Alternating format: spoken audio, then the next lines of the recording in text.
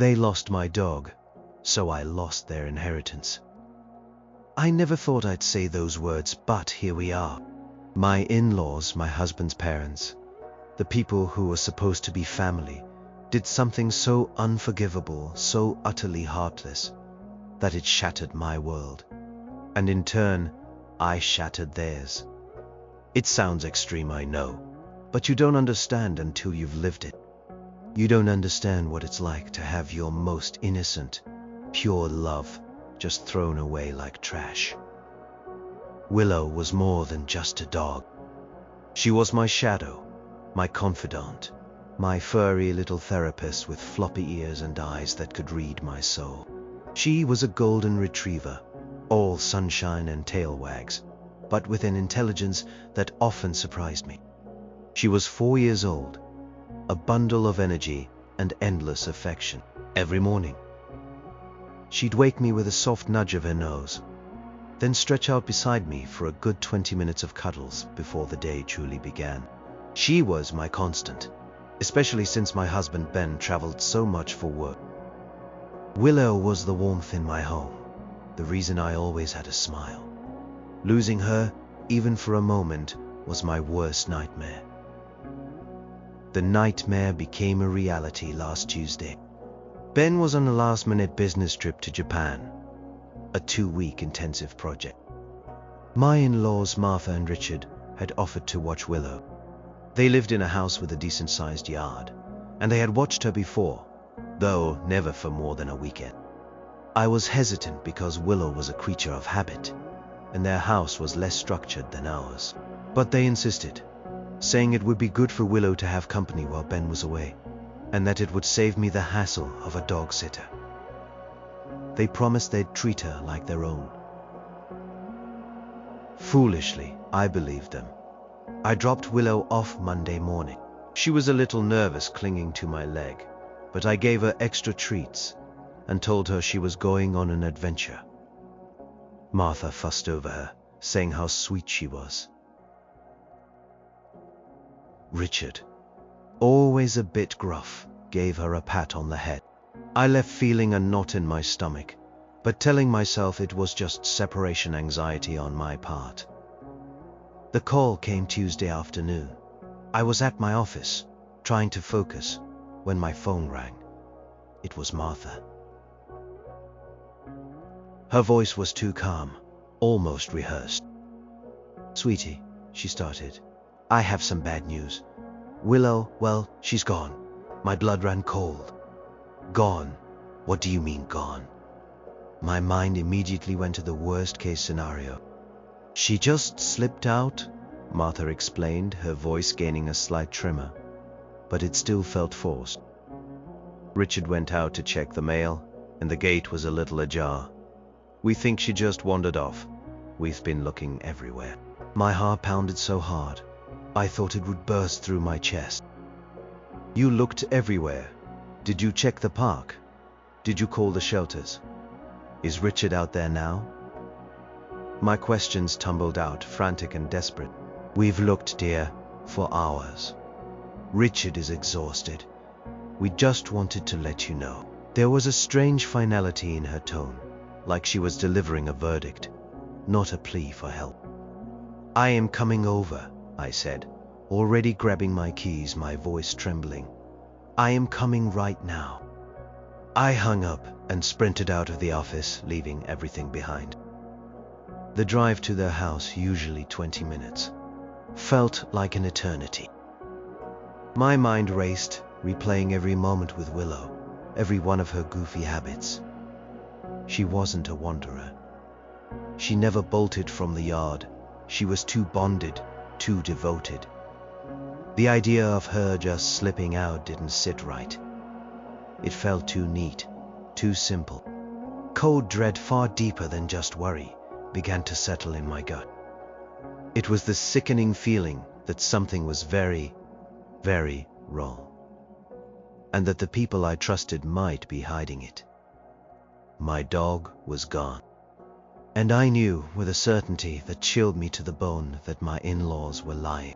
I pulled up to Martha and Richard's house, my tires squealing slightly as I braked.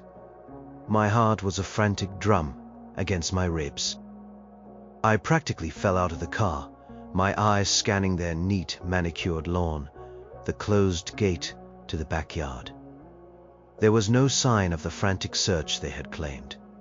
No neighbors out helping, just an eerie quiet. I threw open their front door, not bothering to knock.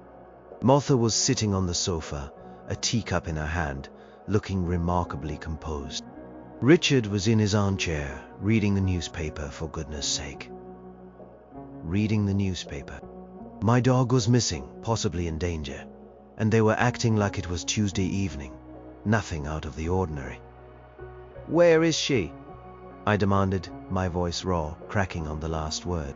My eyes darted around, half expecting Willow to bound out from behind the couch. Martha slowly set her teacup down. "Oh dear, we told you." She slipped out. Her voice was soft, too soft. She didn't meet my gaze directly. "You said you've been looking for hours," I pressed, my voice rising. "Why aren't you looking now? Why are you sitting here like nothing happened?" Richard lowered his newspaper, a slight frown on his face. "We've done all we can, Lily. We walked the neighborhood, called the local shelter. She's probably just gone off on an adventure. She'll turn up." He said it with such dismissiveness, such an utter lack of concern, that it fueled the growing suspicion in my gut. "Willow doesn't go on adventures," I practically yelled. "She's not a stray. She doesn't just turn up. She needs to be found. Did you put out her blanket, her favorite toy? Something with her scent?" Martha sighed, a long put-upon sound. "We were too distraught, dear. And frankly, we were tired. We've been out for a while." "For a while?" I looked around. The house was spotless, everything in its place. No muddy footprints, no signs of rushed activity. "You said you were out for hours. Where were you? What streets did you walk? Did you ask neighbors if they saw anything?" Their eyes flickered, avoiding mine. "Just the usual ones," Richard mumbled, picking up his newspaper again. I felt a cold dread wash over me. This wasn't right. Their story was too flimsy. Willow was a homebody. She loved her routine. She was loyal to a fault, and that gate. I remembered distinctly latching it when I dropped her off. Richard was always meticulous about security. The gate was ajar. I questioned specifically, which gate? The side gate, the back gate.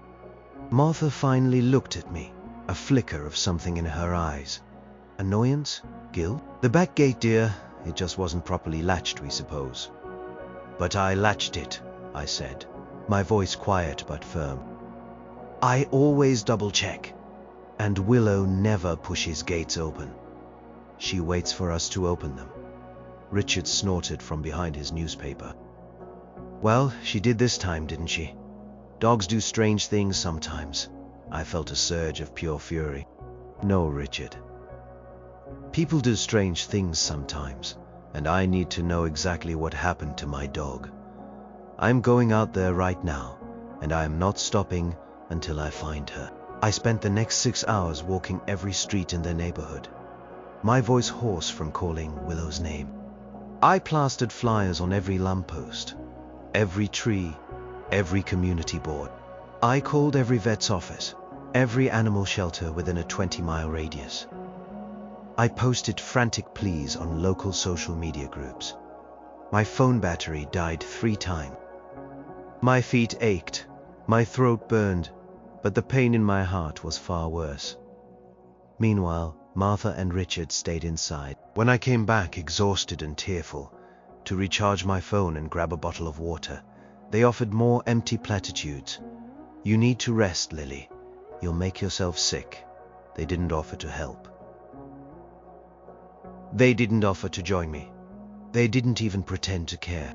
As the sun began to set, casting long, eerie shadows, I walked past their backyard. back gate, the one they claimed Willow slipped out of, was indeed closed. I tested it. It was locked with a heavy padlock. I stood there, staring at it, the pieces of their story crumbling around me. How could Willow have slipped out of a locked gate? My suspicion hardened into a terrifying certainty. They weren't just incompetent, they were lying. And Willow was gone because of them. The next morning, after a restless, tear-soaked night on their guest room sofa, I started again. My eyes were burning, my body ached. But the desperation to find Willow propelled me forward.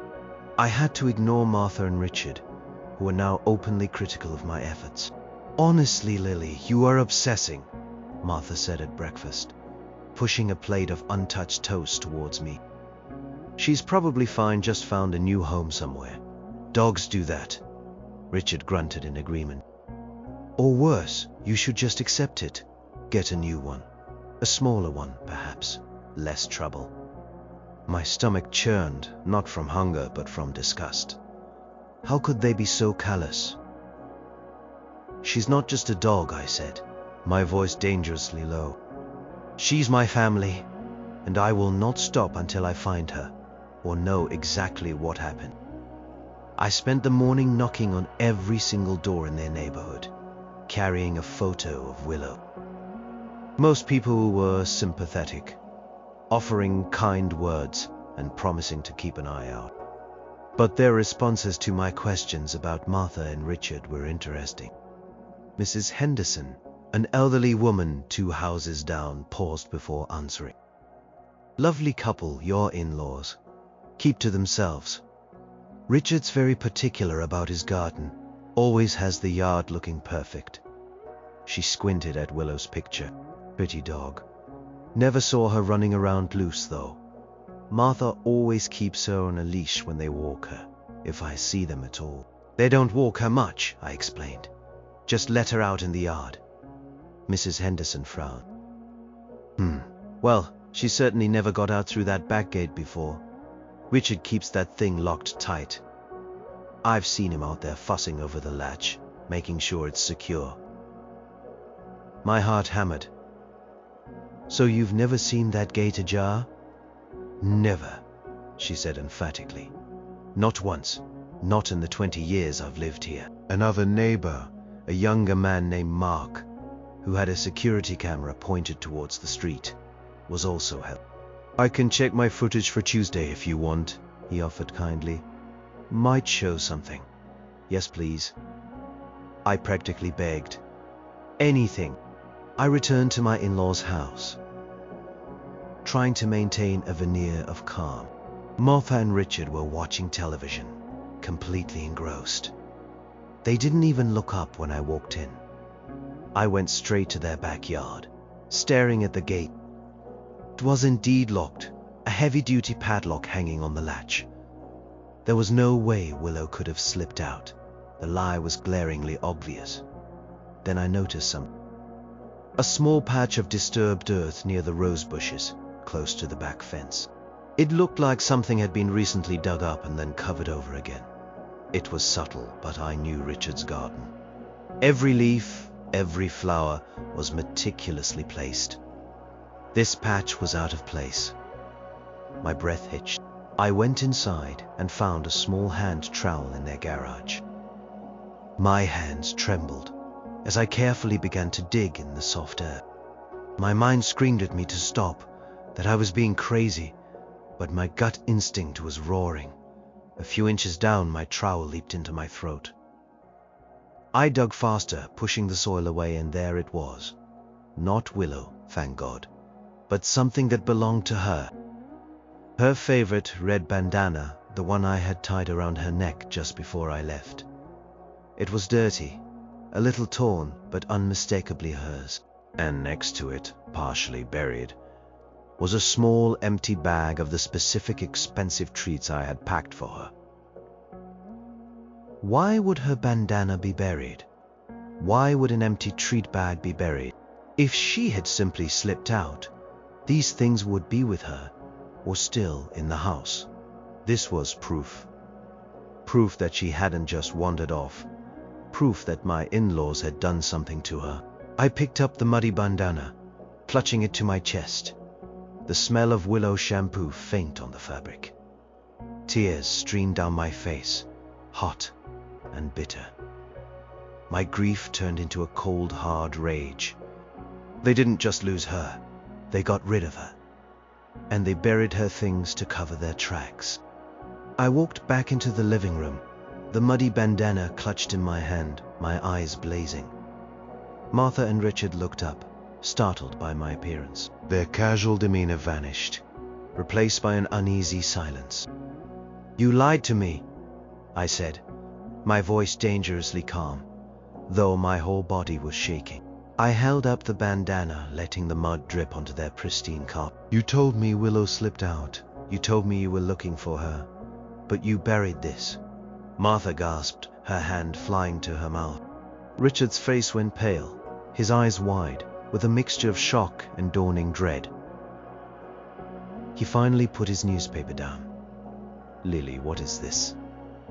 Martha stammered clearly, trying to feign ignorance. "Don't you dare!" I hissed, taking a step closer. "Don't you dare lie to me again." The gate was locked. Mrs. Henderson confirmed it. "Mark is checking his security footage. You buried her bandana. You didn't lose her. You got rid of her. Where is she? What did you do with her?" My voice finally cracked, the raw anguish breaking through the cold fury. Richard stood up, his face hardening. "Now, Lily, don't be dramatic. It's just a dog. Just a dog." My voice rose to a shout. "She's my family. She's innocent. What could she possibly have done to make you do this?" Martha started to cry, a performative, sniffly kind of crying. "She was too much, Lily. She barked constantly. She chewed on the antique rug. She shed everywhere. It was just too much for us." My jaw dropped. The antique rug. Richard's prized Persian rug that was under a protective cover anyway. Willow had never so much as looked at it. And too much? She was a perfectly behaved, well-trained dog. So you just decided to get rid of her? I asked, incredulous. "Without telling me? Without even asking? You just took my dog, my sweet, trusting dog, and threw her out like trash because she shed too much." Richard slammed his hand on the armrest of his chair. "We didn't throw her out. We took her to a farm outside of town. A nice place. They said they could use a dog." He crossed his arms, defiance mixed with guilt in his eyes. My breath hitched. "A farm? What farm? Where? How far? Did you just drop her off and leave her?" Martha wiped at her eyes. "It was an hour's drive. Near the old highway. We just left her there. They seemed very kind. She'll be happy there, Lily. Running free, it was for her own good, honestly. Casual cruelty of it. The utter disregard for Willow's well-being, for my feelings, was a physical blow. They had driven her an hour away to some random farm and just abandoned her. My sweet, house-trained, family-oriented dog. She would be terrified, confused, wondering where her humans were. "You kidnapped her," I whispered, the words tasting like ash in my mouth. "You kidnapped my dog and abandoned her because she was an inconvenience. You are despicable. We thought we were helping," Martha wailed. "We thought you'd be relieved. You could get a new dog, a smaller one. We didn't think it was such a big deal." "Not a big deal." My voice was trembling with barely controlled fury. "You took away my best friend. You betrayed my trust. You threw away a living, breathing creature who loved you unconditionally. This is not a big deal. This is the biggest deal." I stood there, the mud-stained bandana still clutched in my hand, staring at their feigned innocence and selfish justifications. My mind raced, trying to comprehend the depth of their callousness. Then, slowly, a cold, hard thought began to form in my mind, pushing aside the grief and the rage. They took something precious from me, something irreplaceable. And there was something precious, something very replaceable that I had control over, that they desperately wanted. The inheritance. They had just sealed their own fate. The inheritance. Oh, the inheritance. For years, it had been the unspoken yet constantly hovering elephant in the room whenever I was around Martha and Richard. It wasn't a secret exactly, but it was certainly a source of endless anticipation and thinly veiled expectation on their part. It was a substantial sum, tied to a large parcel of undeveloped land on the outskirts of the city. Land that had been in my grandmother's family for 3 generations. My grandmother, bless her wise and somewhat eccentric soul, had set up a very specific trust before she passed away 5 years ago. It was complicated, as most old family trusts are, but the gist was this. The land was to be held in trust, its development restricted, until a certain date or until a unanimous decision was made by the designated trustees. Guess who the primary trustee was? Me. My grandmother had loved me fiercely, and she had seen something in me, a practical nature, combined with a strong moral compass, that she trusted more than anyone else in the family. Ben's parents, Martha and Richard, were beneficiaries of this trust. Not directly, but through Ben. Trust stipulated that upon its dissolution or sale, a significant portion of the proceeds would go to Ben, and by extension, to them. They saw it as their golden ticket to a lavish retirement, their escape from having to work. They had plans for it, a new house, luxury cars, endless cruises. They talked about it constantly, in hushed tones, in expectant glances, in hints about their future plans. They had no idea that I, as the primary trustee, had a significant amount of control over when and how that land would be dealt. The trust specified that the land could only be sold or developed under very specific conditions, one of which was my agreement. Another condition allowed for the redirection of funds to certain charitable causes at my discretion if the original purpose became untenable. My grandmother, ever the pragmatist, had included this clause to ensure the land was always used for good, or at least not for ill. I had never truly considered exercising that power. My default plan was always to let the trust run its course, to allow Ben and his parents to receive their share when the time was right. It was a significant sum, enough to provide them with the comfortable retirement they envisioned. They often reminded me, subtly or not so subtly, about their inheritance. When the land sells, we'll finally be able to.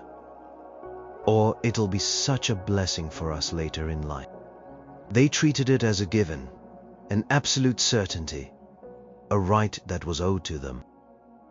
Now, sitting in their living room, watching them try to justify abandoning my dog, all those years of their quiet greed and entitlement came rushing back. They had a singular focus on that money, on that land. It was their entire future, their perceived salvation. And they had just shown me exactly how little they valued the things that couldn't be bought. Loyalty, kindness, love. The weight of the inheritance, this abstract concept that held so much power over them, suddenly felt like a weapon in my hand. A cold, heavy, satisfying weapon. They had taken something from me that was priceless, and I had the power to take something from them that they considered priceless. The irony wasn't lost on me. They thought Willow was a nuisance, a burden to be discarded for their convenience. They thought my love for her was trivial. They had no idea that my love for her was the fuel that was about to burn down their carefully constructed financial dreams. My grandmother had always taught me about consequences. Every action has a reaction, Lily, she'd say, and sometimes those reactions are much bigger than you expect. Martha and Richard had just made a colossal miscalculation. They had no idea the kind of reaction they were about to face. They had valued their comfort over Willow's life. They had valued their convenience over my trust. And now they would learn the true value of their inheritance, or rather, the lack thereof. Because I was about to make sure they lost every single cent of it. After the shocking confession, I left Martha and Richard's house in a daze, the muddy bandana still clutched in my hand. I drove home, not really seeing the road, my mind, a swirling vortex of grief, rage, and a burgeoning sense of cold resolve. The tears that had flowed freely before were now replaced by a dry, burning anger. I didn't cry for myself. I cried for Willow, for her confusion, for her terror, abandoned on the side of a road, far from everything she knew. My sweet, gentle girl who trusted everyone, especially the people I had entrusted her with. The injustice of it was a physical ache in my chest. When I got home, the silence of the house was deafening. No happy bark, no wagging tail, no soft nose nudging my hand. Just an emptiness that gnawed at my soul. I walked through the rooms, seeing her toys, her bed, her food bowl. Each one was a painful reminder of what they had taken from me. And that's when the decision solidified. It wasn't an emotional outburst. It was a cold, calculated plan, born from the deepest part of my hurt. They wanted convenience. They wanted to disregard my feelings and Willow's well-being for a little less shedding or a quiet house. Fine, they would learn the true cost of convenience. My grandmother's words echoed in my head. If someone takes something precious from you, Lily, you have every right to protect yourself and what you value. Even if it means making hard choices. She didn't mean revenge. She meant justice. And this, to me, was justice. I pulled out the old trust documents, the ones I had inherited when my grandmother passed. I read through them carefully, particularly the clauses about trustee discretion and the redirection of funds. The language was complex, filled with legal jargon, but the intent was clear. I, as the primary trustee, had the power to repurpose the trust's assets, particularly if the initial beneficiaries proved to be unsuitable, or if the trust's mission could be better served elsewhere. My grandmother had foresight, clearly. She had known that people's character could change. The in-laws' greed and their callousness made them unsuitable in my eyes. They had prioritized a rug over a life. They had prioritized their comfort over my deep, unconditional love for Willow. This inheritance, meant to provide comfort and security, felt tainted now. It felt like blood money. I decided that the inheritance would not go to them. It would not fuel their lavish retirement dreams. Instead, it would go to a cause that truly valued life, that understood the precious bond between humans and animals. It would go to an animal rescue, specifically a large, well-regarded animal rescue that specialized in rehabilitating abandoned and neglected animals, giving them a second chance at life, a chance that Martha and Richard had denied Willow. The more I thought about it, the more right it felt. It wasn't about being vindictive, though a part of me certainly felt a grim satisfaction at the thought of their faces when they found out. It was about principle. It was about honoring Willow. It was about taking something that had been twisted by greed and repurposing it for good. I started making calls. First, to a lawyer who specialized in trust and estate law. I didn't give him the full story initially, just that I was the primary trustee of a large family trust and was considering changing the beneficiaries due to a significant change in circumstances and a desire to align the trust with my own values. He was professional and pragmatic, explaining the legalities, the potential challenges, and the steps involved. The sheer magnitude of what I was about to do was not lost on me. This wasn't just a few $1,000s. This was millions. This was their perceived future, their retirement.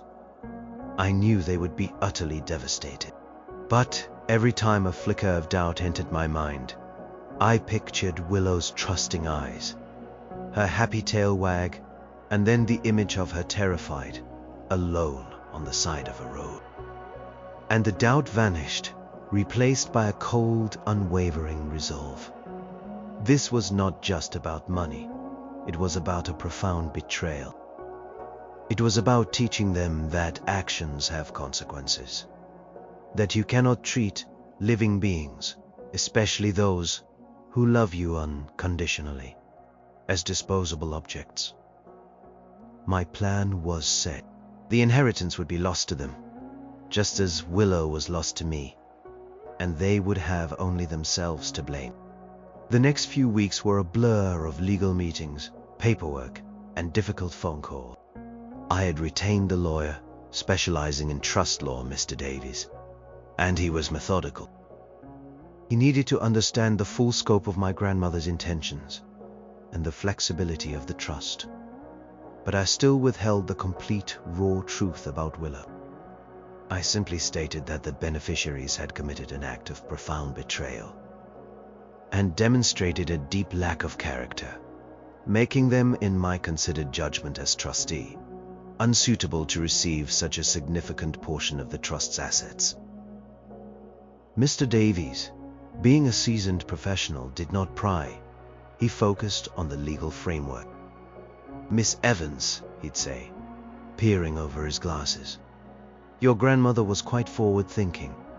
This clause regarding trustee discretion is unusually strong. It grants you significant power to redirect the trust's assets if the original intent or the beneficiary's suitability becomes compromised. It will be challenging, and they will likely fight it, but it is legally sound." "I understand," I replied, my voice firm. "I am prepared for a fight." The first step was a comprehensive review of the trust's asset. The undeveloped land was the primary asset, but there were also some investment portfolios tied to it. Teventing a multi-million-dollar trust isn't like changing a will with a pen stroke. It involved meticulous documentation, formal notifications, and a clear, legally defensible rationale for the change. I spent hours poring over documents, signing papers, answering endless questions from Mr. Davies and his team. Each signature felt like a hammer blow, not just to Martha and Richard's future, but to my own sense of peace. There were moments late at night when the doubt would creep in. Was I being too harsh? Was this revenge pure and simple?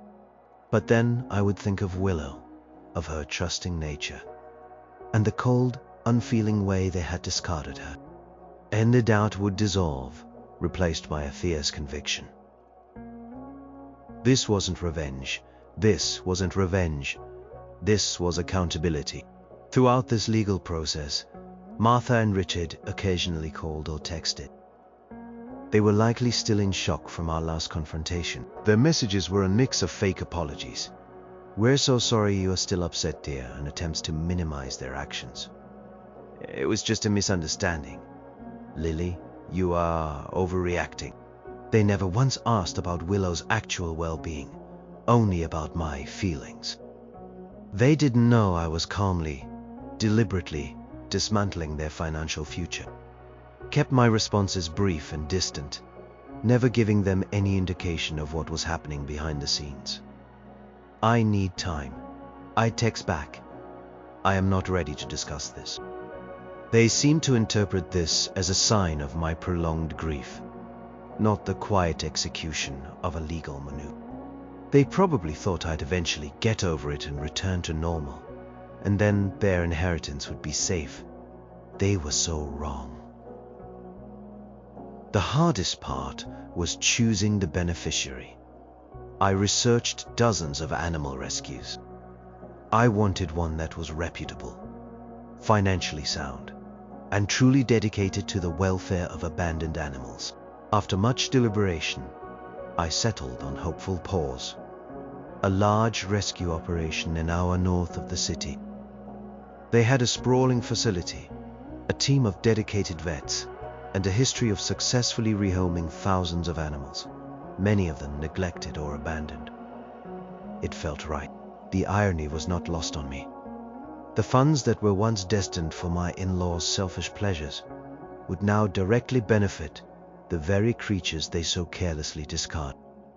I met with the director of Hopeful Paws, explaining the situation in general terms, highlighting my desire to make a substantial donation from a family trust. Their excitement was palpable. This donation would allow them to expand their facilities, rescue more animals, and provide crucial medical care. This felt like a sacred act, a way to channel my pain into something truly good. The legal work culminated in a formal notification, prepared by Mr. Davies, informing Martha and Richard, and by extension Ben, that the terms of the trust had been modified, and their beneficiary status had been revoked. It was a cold, formal letter, devoid of emotion, stating only the legal facts and citing the trustees' discretion. I knew this letter would shatter their world, but I also knew they deserved it. The threads of their future, meticulously woven around the promise of that inheritance, were about to unravel. And there was nothing they could do to stop it. The letter was sent on a Friday. I knew it would arrive by Monday or Tuesday. I braced myself for the storm. It came swiftly and with a vengeance. Tuesday morning, my phone began to ring incessantly. It was Martha. I let it go to voicemail. Then Richard called. I ignored him too. Then Ben called, his voice tight with confusion and anger in the message he left. Lily, what is this letter? What have you done? Mom and Dad are distraught. I waited. I wanted to deliver the news myself, face to face. I invited them over for dinner that night. Just them. No Ben yet. He was still away, blissfully ignorant of the full extent of the catastrophe that had just landed on his parents' doorstep. I knew I had to tell them before he came back.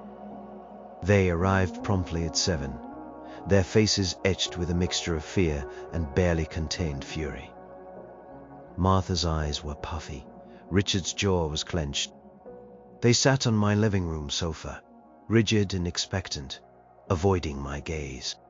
So, Richard began, his voice strained, holding up the letter. What is the meaning of this, Lily? Are you joking? Is this some kind of sick prank? I looked at them, my heart heavy but my resolve unwavering. Tea here is no joke, Richard. Tea here is no prank. The trust has been restructured. Your beneficiary status has been revoked. Martha gasped, a high, thin sound. But you can't.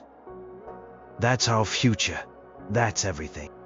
It was everything you expected. I corrected her gently but firmly. Not everything you were owed. We were promised, Richard thundered, slamming his hand on the coffee table. My mother-in-law, your grandmother, intended that for us, for Ben, for our retirement. My grandmother intended for that money to be used for good, I said, meeting his furious gaze. She also granted me as the primary trustee the discretion to make changes if the beneficiaries proved unsuitable. Martha stared at me, her face pale. Unsuitable?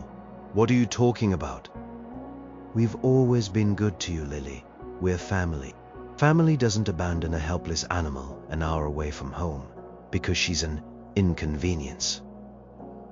I stated, my voice losing its calm edge, a tremor of the old pain surfacing. Family doesn't lie and conspire to get rid of my dog, then bury her belongings to cover their tracks. Family values loyalty and kindness, not just their own comfort. Their faces crumpled.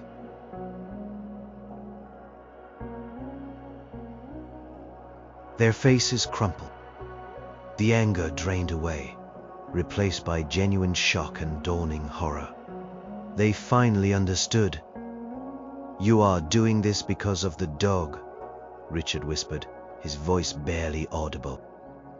"You are taking away our life savings, our retirement, our future, for a dog." He couldn't wrap his head around it.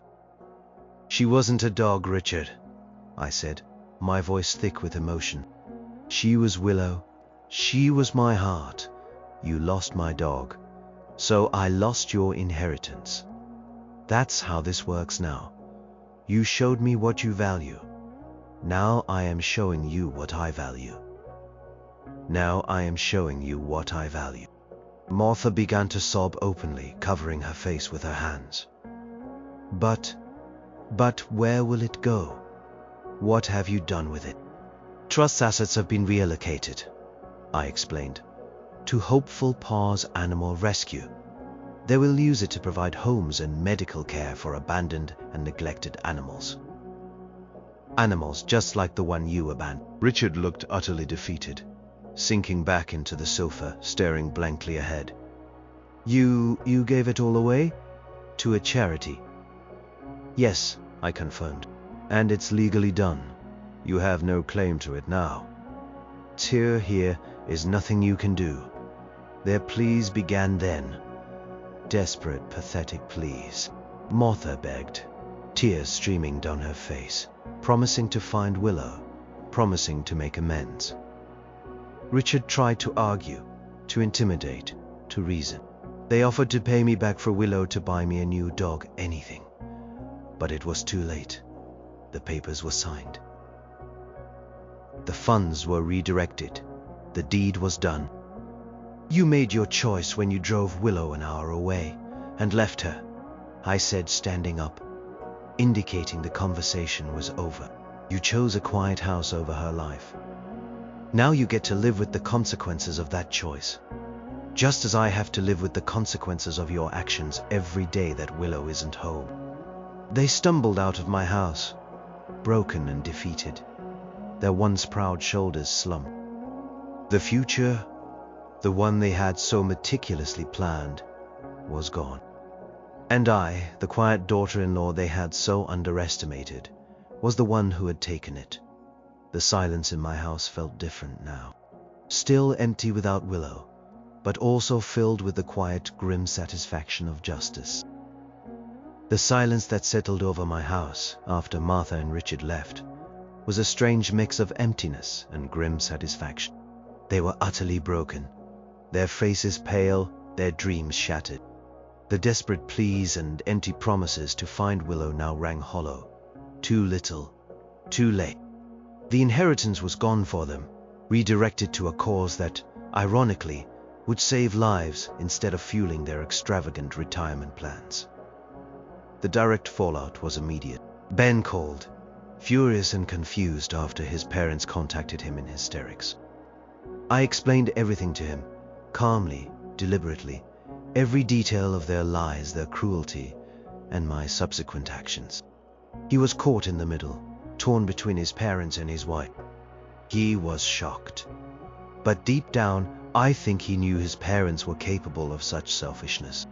The marriage, already strained by his frequent travel, now faced an even bigger risk. It was clear our relationship with them was irrevocably severed. I told him he could choose his family, but I was done with people who would so carelessly discard a living being. But even with the inheritance settled, the ache in my chest remained. The house was still too quiet, too still. The revenge, or rather, the justice, felt hollow without Willow by my side. I continued my search, though with less frantic energy now. I revisited the shelters, updated my flyers, and kept an eye on online pet groups. Every stray golden retriever that popped up online filled me with a brief, exhilarating hope. only for it to be dashed when the details didn't match. A week passed, 2, 3. Hope was a fragile thing, slowly eroding with each passing day. I tried to focus on my work, on staying busy, but Willow's absence was a constant, gnawing void. Then, nearly a month after she disappeared, the phone rang. It was an unfamiliar number. "Is this Lily Evans?" A kind female voice asked. "My name is Sarah. I am with Hopeful Paws Animal Rescue." My heart leapt. Hopeful Paws, the rescue I had just donated millions to. "Yes, this is Lily." "Miss Evans," Sarah continued, her voice gentle, "we had a dog brought in about a week ago. She's a golden retriever, very sweet, but a bit skittish. She was found wandering near Highway 17, about an hour from the city. She didn't have a collar, but she had a microchip. We scanned it, and it links to your name and number. Is it possible? Is this your dog, Willow?" My breath hitched. Highway 17, an hour from the city. That was exactly where Richard said he had dropped her off. The tears started before I could even say anything. "Yes," I choked out, tears streaming down my face. "Oh my God, yes, it's her. It has to be her." "She's a little underweight," Sarah continued, "and she had some burrs, but she's physically okay. A bit scared, but eating well. You can come pick her up anytime." I was out the door in minutes, shaking so hard I could barely drive. The hour-long drive to Hopeful Paws felt like a lifetime. My mind raced with images of Willow, wondering how she was, what she had endured. When I arrived, a volunteer led me to a large indoor kennel. And there she was, my beautiful Willow. She looked thinner, her fur was a bit matted, and her eyes, usually so bright, held a hint of fear. But it was her. I called her name, my voice cracking, her ears perked up, her head tilted. She stared at me for a moment as if trying to place me. Then, slowly, tentatively, her tail gave a tentative wag. One wag, then two. Then her whole body started to tremble, and she let out a low whine, a sound of recognition. She launched herself at the kennel door, whimpering, her tail now wagging furiously, her eyes wide with joy. I practically ripped the door open and dropped to my knees, enveloping her in a hug. She burrowed into me, licking my face, her whole body shaking. I buried my face in her fur, sobbing uncontrollably. Emptiness in my heart filled up, overflowing with relief and pure, unadulterated love. She was home. My girl was home. Bringing Willow home was like bringing light back into my life. She was a little different at first, more clingy, a bit anxious around new people or loud noises. But with time, patience, and endless love, her old self slowly resurfaced. Her tail wagged with its usual enthusiasm. Her eyes sparkled, and she resumed her role as my constant shadow. The relationship with my in-laws, however, was permanently shattered. They tried to contact me, to beg, to plead for the inheritance back. They even tried to involve Ben, putting him in an impossible position. But I held firm. There was no going back from what they had done. They chose their comfort over my dog's life, and now they lived with the consequences of that choice. Eventually, their calls and texts stopped. The silence from their end was a different kind of quiet now, one of finality. Ben and I had difficult conversations. He understood eventually the depth of my pain and the reasoning behind my actions. He saw Willow, thin and scared when she first came home. He saw the genuine remorse in my heart for having to take such extreme measures, but also the unwavering conviction that it was the right thing to do. Our marriage survived, stronger for having navigated such a profound betrayal and for having faced uncomfortable truths about his family. We decided to build our own life, free from the toxicity and greed that had defined his parents. The inheritance, now firmly with hopeful paws, was used to build a new wing at the rescue, providing more space for abandoned animals. It was named the Willow Wing, a tribute to the dog, who through her ordeal had inadvertently paved the way for so much good. It was a fitting legacy. Looking back, the entire experience was heartbreaking, not just for my in-laws, whose future was undeniably shattered, but for me. It broke my heart to realize the true nature of people I once considered family. It broke my heart to see Willow suffer. And it broke my heart to have to make such a drastic, life-altering decision. But it also taught me invaluable lessons. Taught me the fierce loyalty of a dog and the profound depth of human cruelty. Taught me the power of standing up for what is right, even when it's incredibly difficult. And it taught me that while some wounds never truly heal, they can lead to new beginnings, new paths, and a deeper appreciation for the simple, pure love that truly matters. Willow is by my side now, her head resting on my lap as I write this. And that, in the end, is worth more than all the inheritance in the world.